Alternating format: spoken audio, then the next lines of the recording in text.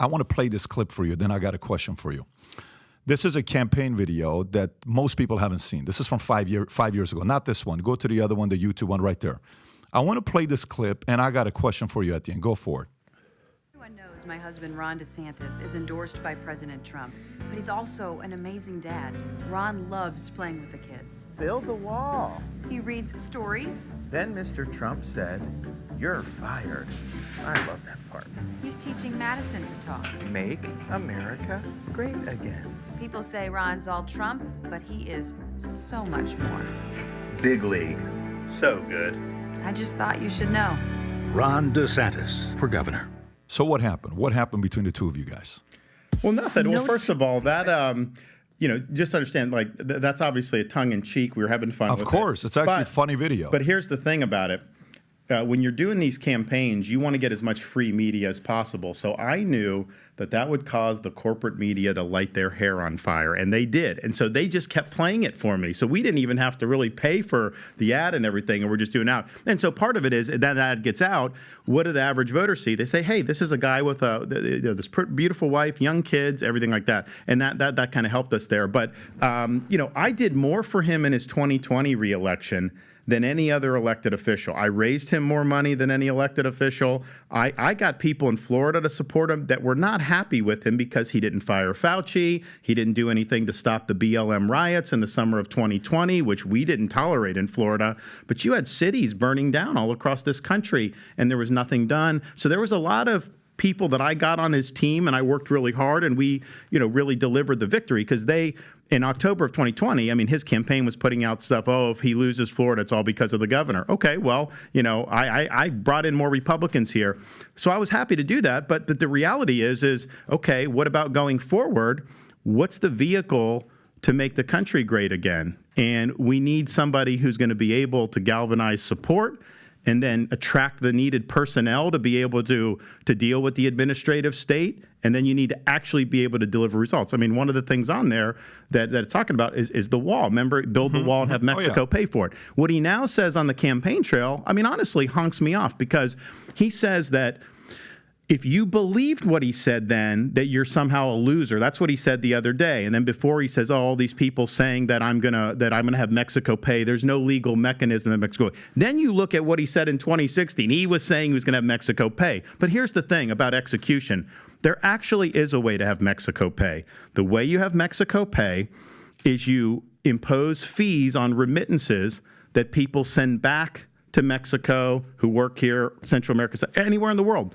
You'd raise billions of dollars, and you would actually be able to construct the wall. So, look, I'll tell you, I was disappointed, as he's leaving office.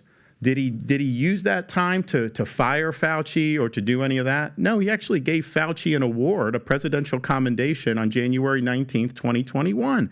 And that was personal for me because Fauci, everything we did in Florida, Fauci attacked us on. Andres, can we lower governor's audio down like a notch? It just all of a sudden spiked. Please continue. Go for it. So Fauci, he would do interviews with local TV affiliates in Florida bashing us. Oh, they're reckless. They shouldn't do that. He attacked us because I forced the schools to be open. I didn't really have the normal authority. I was using emergency powers and leveraging those with the funding to be able to do it. And that saved the bacon for a lot of kids.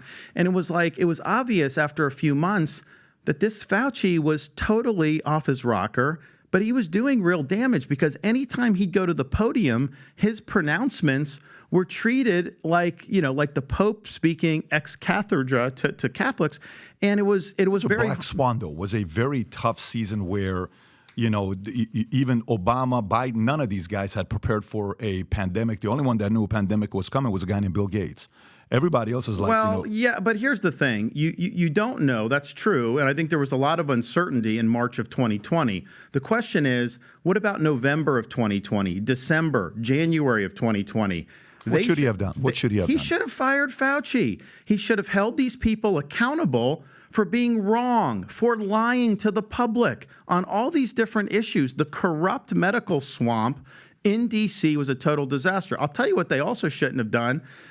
January of 2021, last few weeks in office, they're sending me missives from the White House task force saying impose a mask mandate, close restaurants, and I'm just thinking to myself, and the media here would use it as fodder. They would say, DeSantis is not following the Trump White House task force. And I wasn't. That's true, but the media used that as a wedge. So I think that the whole Fauci, and here's I think the issue for the election going forward is I'm the only one running that is talking about bringing accountability for what happened to this country during COVID. It's one thing to make a judgment call that's wrong, but it's another thing to ignore evidence. It's another thing to lie. When you tell people like CDC did that if you take an mRNA shot, you will not get COVID, and you still stand by that when it's obvious that people are getting it, when you're having the FDA approve an mRNA shot for 6-month-old babies where there's no evidence that that's benefiting them, this is a swamp. This needs to be cleared out. I will do that. Here's a concern, I think, with the Trump nomination is RFK Jr. running as an independent. He would be the vessel for, and there's a lot of anti-Fauci, anti-lockdown voters who are upset about it. Sure. RFK would be the vessel in that scenario, whereas me as the candidate, I'm the vessel for that. Everyone knows I'm gonna hold people accountable. In fact, I'm gonna be in New Hampshire this week with Florida Surgeon General Joseph Ladapo, Dr. Ladapo. He's one of the few, and he's really the only person in a position of power that's actually. And he got criticized a lot as well. Well, that's what I told him when I hired him. I said, listen, what you're doing, you're going to be the only one in position of power to actually take these, because that was one of the things early on with me when I was making these decisions. It wasn't just that it was unpopular. I could not get a doctor to stand with me and say I was right.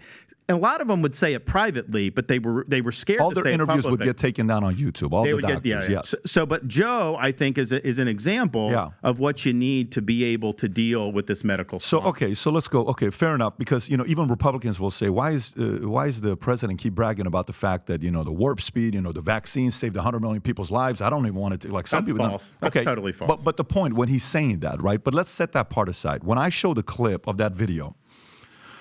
And the left sits there and says, look at these guys. They can't even figure out who they want to be the Speaker of the House. They can't even figure out how to do this. Look at this McCarthy, and look at this Mike Johnson. Look what they're going to kick him out as well. And it shows a not a unified party. But I want to go back with Trump. Would you have won your first term when he won by 34,000? I read your book the moment the day your book came out. I read. I'm probably one of the first people that read your book. Would you have won governorship first time? If he doesn't endorse you and put those tweets about you, would you have won by 34,000? Well, here's what I mean. The test of that is I won by 34,000 with his endorsement. Okay. 4 years later, he attacked me 3 days before the election, and I won by 1.5 million votes. So he was at a rally in Pennsylvania. He started launching attacks against me. So not only did he not support me in my reelection, but the first he was time, hostile. Would you have won the first time? Look, yes, I would have. You think you would have won the first time? I would have won, because here's the thing. If you look at the voters who opposed me the first time versus the voters who then supported me the next time, the number one reason they flipped from against to for in 4 years was Trump. Trump was a factor in 2018. It didn't matter what I did. They were going to vote against me. That was the reason. They viewed me as that. Fair. And it was a blue wave across the country. I mean, remember, Republicans got wiped out across the country. I mean, we got wiped out in the House. We lost a bunch of governorships. There was no red wave is what you're talking about. There was a blue wave. There was a blue wave. It was a snapback against Trump. And that's natural for a first year in the midterm. But here's the thing. You get into office, and the question is, what do you do with it?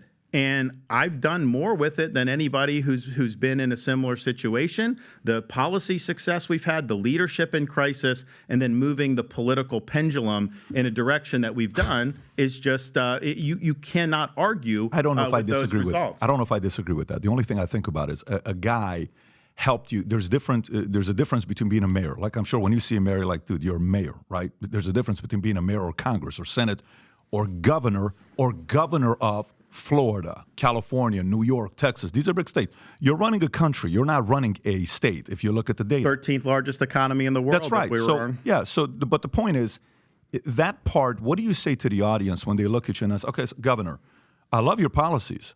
I'm very happy. I'd love for you to be a president. I think you have a lot of great qualities of being a president. You're a family guy. You're this. You're that. But what do you say to the faction that says, but the guy gave you an opportunity to be a governor. How about show loyalty to that guy? What do you say to those people? How's it showing loyalty when he attacks me 3 days before my reelection? I had never done anything to him. Even all the Fauci stuff, I always kept that private. That 3 days before, how much prior to that did you and him communicate? Were you guys regularly communicating or not really? I don't really remember, but I mean, at that point, that was kind of a line in the sand. Like, okay, all right, that's what and I have no problem with politics. It is what it is. But like, we were trying to engineer a red wave around this country, and to not saddle up and be a team player in that situation to do it, that was wrong. Honestly, I mean, we set a record here for what we did, so it either didn't affect or was even helpful in hindsight. But that's just the reality. So you can go and do that to other candidates, and somehow that's not supposed to change anything. The reality is he did that because he cared more about himself than he did about the greater good. The greater good was clearly, I win re-election in Florida, we win supermajorities, and we continue to implement the agenda. That's the greater good from a conservative perspective. There's no reason you should have been out there taking pot shots at me or anybody in Florida. And of course, he's trashed Florida repeatedly over the last year. He gets on social media. He said Cuomo did better in New York I've than heard me. all of that. And that it's was nonsense. But that it doesn't make any sense. But I wasn't a candidate when he was doing that. Right. He was doing that on his own because he was upset that totally I did well. Yeah. So it's all about him. Yeah. So he says Newsom did better. He said Cuomo did better. Now his whole family moved to Florida under my governorship, but put that aside. He has used very left-wing media sources to say crazy things about Florida. Yeah. So that's what he's done. So what is that? He's not held accountable for anything? I mean, there's a strain of people that he can go out and say whatever he wants, and somehow that's fine, and then you say anything, then all of a sudden, no, that's not the way it works. You put your big boy pants on, you're held accountable for your conduct. He chose to make those statements, and that's fine, but those are false statements. If you believe that you would have won 34,000 without those three tweets, or without him endorsing you and him bringing you up, and he's like, look at him, he's feeling your shoulders. I remember that scene where he's like, look at this guy, he's like a strong guy. If you believe you would have won without him, fair. But to the voter that thinks that gave you the tipping point to win, different story. They're like, listen, you got to give this guy a little bit. He's the reason why you won the first time as governor. Okay, anyways. But here's the thing. Okay, so therefore, then what if you believe that? Therefore, if I don't think he's able to win the 2024 election, I'm supposed to not do what I think is right. Run. No, you should run. If I don't think he can drain the swamp, if I don't think he's going to be able to be in a position to do it, the country is more important. Endorsements here or there. Did you have a conversation before you ran? Did you have a conversation with him saying, hey, President, I'm thinking about running?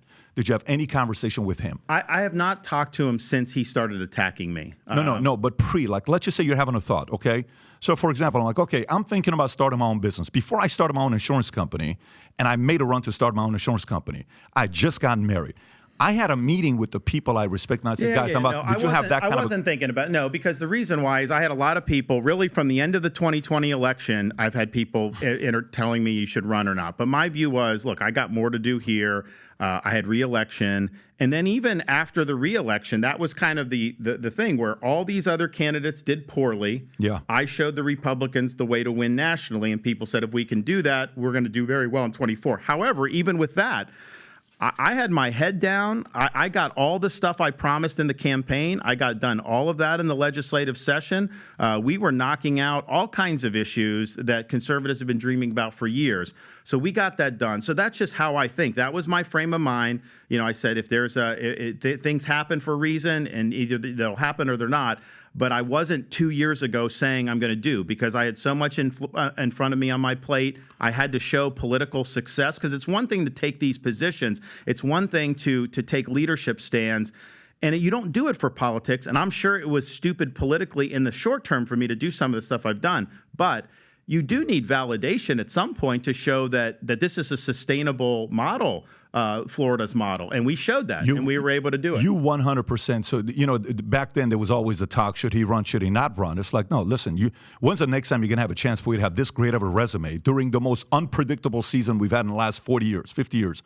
And you proved yourself and you ran. You should have ran. That's not what I'm saying. My only thing is, was there that conversation to say, you were before me, you helped me with my first governorship, can I have a conversation? This is what I'm thinking. I'd like us to be unified when we go out to the public.